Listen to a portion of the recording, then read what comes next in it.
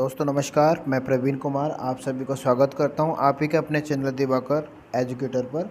और दोस्तों आज के वीडियो में हम लोग क्लियर करने वाले हैं 12th क्लास की हिस्ट्री का चैप्टर नंबर 6, जिसका हम लोग सेकंड पार्ट आज आप लोगों के लिए लेकर आए हैं, जिसमें हम लोग 30+ क्वेश्चंस पर यानी MCQs बेस्ड क्वेश्चंस पर डिस्कस करने वाले हैं। तो दोस्तों ज़्यादा देर ना करते हुए शुरू करते हैं आज का वीडियो। तो आपका पहला क्वेश्चन लेते हैं इस वीडियो का, जिसमें हम लोग पहले क्वेश्चन में पूछता है, संत कबीर की शिक्षाओं के स्रोत हैं। संत कबीर की जो शिक्षाएं थीं उनके स्रोत माने जाते हैं बीजक, कबीर ग्रंथावली, आदि ग्रंथ या फिर उपरोक्त सभी। तो दोस्तों इसका जो सही जवाब है वो है आपका उपरोक्त सभी, option number D. Next question लेते हैं दोस्तों। नेक्स्ट क्वेश्चन में पूछता है, उलट बांसी। उलट बांसी किसकी रचना है? तो उलट बांसी को ये रचना किसने की है? तो ऑप्शन है दोस्तों 4 आपके, तुलसीदास, सूरदास, मीराबाई, कबीरदास। दोस्तों इसका जो सही जवाब है वो है आपका option number D, Kabirdas. Next है, प्रभु सिमरन के लिए सत्र तथा नाम घर की स्थापना किसने की? यानी भगवान की प्रार्थना के लिए उनकी प्रार्थना करने के लिए सत्र तथा नाम घर की स्थापना किसने की थी? तो दोस्तों 4 ऑप्शन आपकी स्क्रीन पर, चैतन्य महाप्रभु, शंकरदेव, रामानंद या रामानुज। तो दोस्तों 4 ऑप्शन में से जो सही ऑप्शन है वो है आपका बी, शंकरदेव। नेक्स्ट क्वेश्चन है,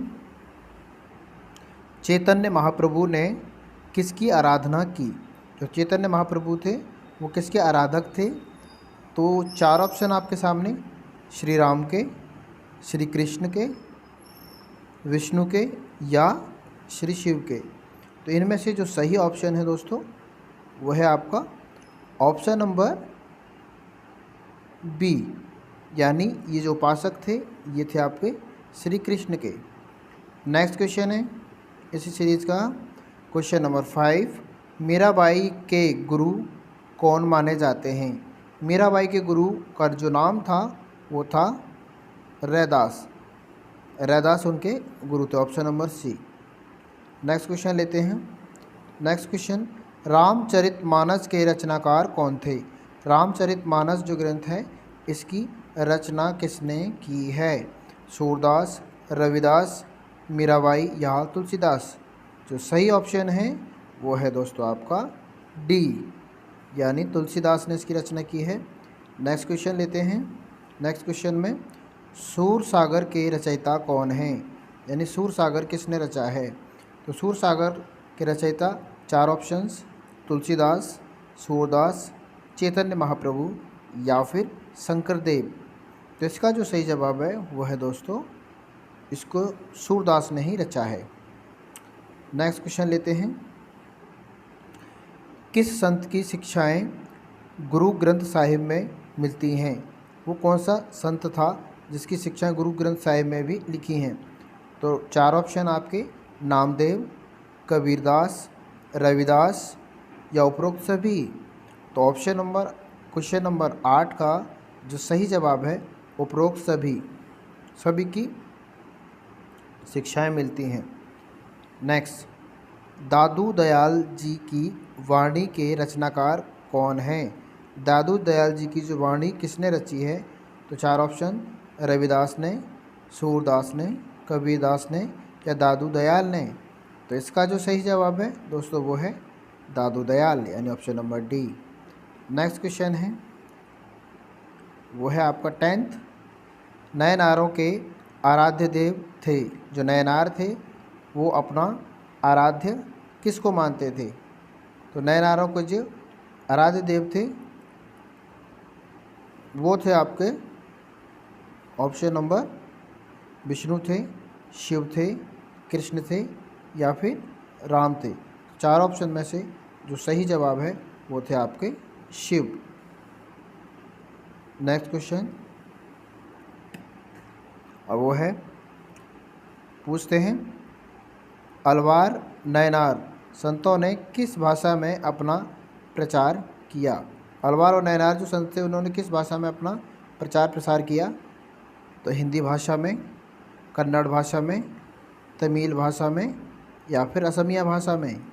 तो इसका जो सही जवाब है दोस्तों वो है आपका ऑप्शन नंबर सी, यानी उन्होंने अपने धर्म का प्रचार किया था तमिल भाषा में। ऑप्शन नंबर क्वेश्चन लेते हैं 12। क्वेश्चन 12 में पूछता है अमूर्त निराकार ईश्वर की उपासना का संबंध किस शाखा से है? यानी अमूर्त निराकार ईश्वर की उपासना का संबंध किस शाखा से है? तो दोस्तों इसके 4 ऑप्शन हैं, सगुण से है, निर्गुण से है, भक्ति से है या इसमें से कोई नहीं। तो इसका जो सही जवाब है वो है आपका निर्गुण भक्ति। नेक्स्ट क्वेश्चन बोलते हैं किस ग्रंथ को तमिल वेद के नाम से जाना जाता है? वो कौन सा ग्रंथ है इनमें से इसको तमिल का वेद भी कहा जाता है? वचन, आगाम या नलैरा दिव्य प्रबंधम या उपरोक्त सभी? तो इसका जो सही जवाब है दोस्तों वो है आपका ऑप्शन नंबर सी, नलैरा दिव्य प्रबंधम तमिल का वेद माना जाता है। नेक्स्ट है कराईकाल अमैयार कौन थी? कराईकाल अमैयार कौन थी?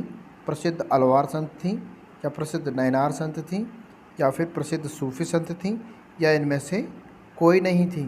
तो इसका जो सही जवाब है वो है दोस्तों आपका ऑप्शन नंबर बी, प्रसिद्ध नैनार संत मानी जाती हैं ये।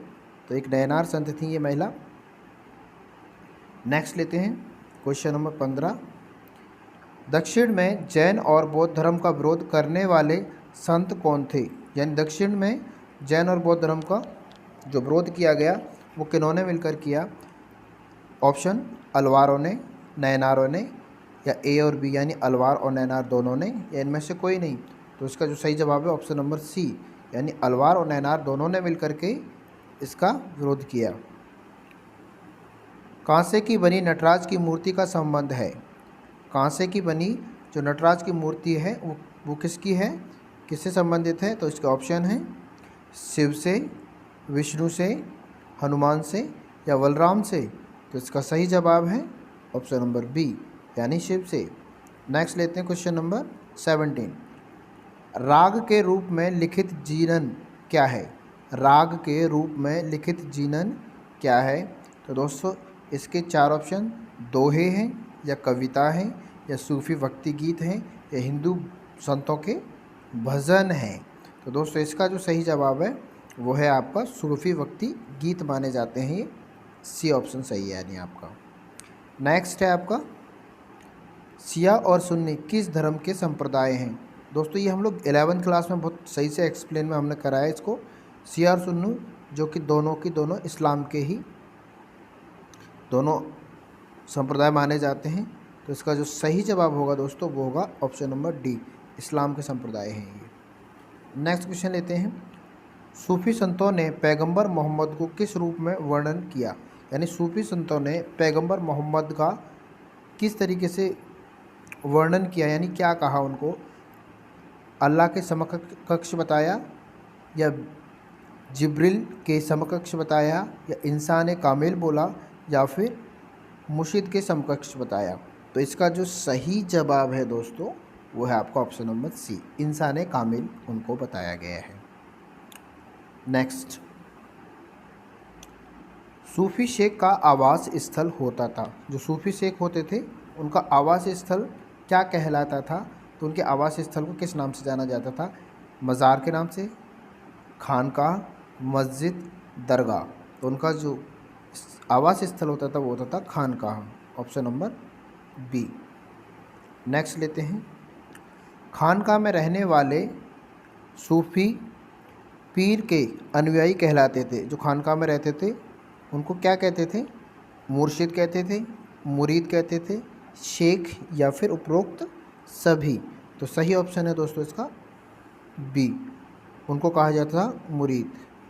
नेक्स्ट लेते हैं क्वेश्चन नंबर 22।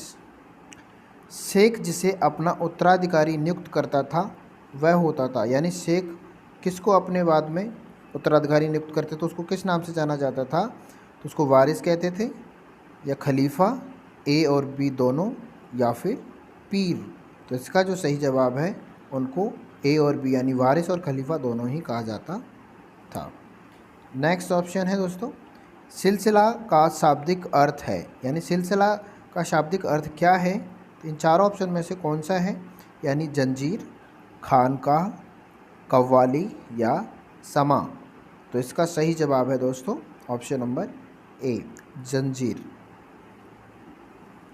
नेक्स्ट लेते हैं, सम्राट अशोक ने किस सूफी संत की मज़ार पर 14 बार ज़ियारत की, यानी यात्रा की, वहाँ पे गए? तो ऑप्शन है यहाँ पे आपके 4,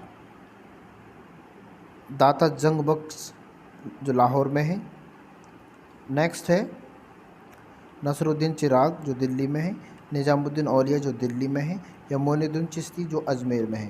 तो इसका सही जवाब है और वो है दोस्तों आपका ऑप्शन नंबर डी, यानी मोइनुद्दीन चिश्ती की दरगाह पर वो 14 बार गए थे। सूफ़ी आध्यात्मिक संगीत की महफ़िल को कहा जाता है, यानी सूफ़ी आध्यात्मिक संगीत जो महफ़िल लगती है उसको क्या कहा जाता है? तो उसका सही जवाब जो है वो है आपका ऑप्शन नंबर ए, उसको कहा जाता है समा। नेक्स्ट है, बगदाद में कादरी सिलसिले के संस्थापक कौन थे? अब सिलसिला तो दोस्तों आपने सुना ही होगा, जैसे कि हमारे भारत में चिश्ती सिलसिला बहुत ही फेमस रहा, उसी तरीके से बगदाद में भी कादरी सिलसिले के संस्थापक कौन थे? तो कादरी के जो संस्थापक माने जाते हैं वो थे आपके शेख अब्दुल कादिर जिलानी। उनका पूरा नाम था Shaikh Abdul Qadir Jilani, option number B, ये एकदम सही जवाब है। नेक्स्ट क्वेश्चन है वो है आपका, सूफी संतों के वार्तालाप का संकलन कहलाता है। सूफी संतों का जो वार्तालाप होता था उसका संकलन क्या कहलाता है? तो उसको हम लोग किस नाम से जानते हैं? वो आपका हम लोग इसमें ऑप्शन नंबर बी में देखते हैं, जिनको हम कहते हैं मलफूजात। क्या बोलते हैं? मलफूजात, ऑप्शन नंबर बी एकदम इसका सही जवाब है। नेक्स्ट लेते हैं, सिखों के 10वें गुरु कौन थे? सिखों के 10वें गुरु जो थे वो कौन थे? तो दोस्तों सिखों के 10वें गुरु, इसमें कोई भी ऑप्शन नहीं है, सिखों के जो 10वें गुरु हैं वो इसमें नहीं दिए गए हैं। तो इसका जो सही जवाब है वो है आपका इसमें से कोई नहीं। नेक्स्ट लेते हैं, वो है आपका, सिखों के कौन से गुरु ने आदि ग्रंथ साहिब का संकलन कराया? सिखों के वो कौन से गुरु थे जिन्होंने आदि ग्रंथ साहिब का संकलन कराया था? तो इसका जो सही जवाब है दोस्तों 4 ऑप्शन में से गुरु नानक ने, गुरु अंगद ने, गुरु अर्जुन ने, या फिर गुरु गोविंद ने। तो इसका जो सही जवाब है वो है आपका गुरु अर्जुन ने ये करवाया था। नेक्स्ट क्वेश्चन लेते हैं, 30वां क्वेश्चन, किस भक्त को भगवती धर्म भी कहा गया है? वो कौन भक्त थे जिनको भगवती धर्म के नाम से भी जाना जाता है? कबीरदास को, शंकरदेव को, चैतन्य महाप्रभु को, या फिर रामानंद को? तो दोस्तों इसका जो सही जवाब है वो है आपका शंकरदेव। इसका सही जवाब हम शंकरदेव को मानते हैं, तो option number B. Next question है दोस्तों, मेवाड़ के किस राजकुमार के साथ मीराबाई का विवाह हुआ था? मेवाड़ के वो कौन से राजा थे जिनके साथ मीराबाई का विवाह संपन्न हुआ? तो राणा सांगा के साथ, भोजराज के साथ, अमर सिंह के साथ, या भारमल के साथ? तो दोस्तों इसका जो सही जवाब है वो है आपका Bhojraj, option number B, Bhojraj के साथ उनका ब्याह हुआ था। नेक्स्ट क्वेश्चन लेते हैं, सिखों के 9वें गुरु कौन थे? यानी सिखों में 9वें गुरु किसको माना जाता है? गुरु हरि किशन को, गुरु हरि राय को, गुरु तेग बहादुर को, या गुरु अमरदास को? तो बस इसमें का जो सही जवाब है वो गुरु तेग बहादुर इनके 9वें गुरु माने जाते हैं। नेक्स्ट क्वेश्चन है, सिखों के किस गुरु ने आदि ग्रंथ साहिब को गुरु ग्रंथ साहिब का नाम दिया? वो कौन गुरु थे इनके? तो इसका जो सही जवाब है वो है आपका गुरु गोविंद जी ने इसको गुरु ग्रंथ साहिब का नाम दिया। नेक्स्ट है 34वां क्वेश्चन, गुरु नानक जो थे, गुरु नानक देव जी का जन्म कब और कहाँ पर हुआ था? तो गुरु नानक जी का जो जन्म था दोस्तों वो हुआ था आपका 1469 में ईस्वी में ननकाना नाम की जगह है, वहाँ पर हुआ था। तो इन ऑप्शन को मैं क्लियर नहीं कर पाया हूँ, तो इनके ऑप्शन नंबर बी आप देख पा रहे होंगे, ऑप्शन नंबर बी इनका एकदम सही जवाब है।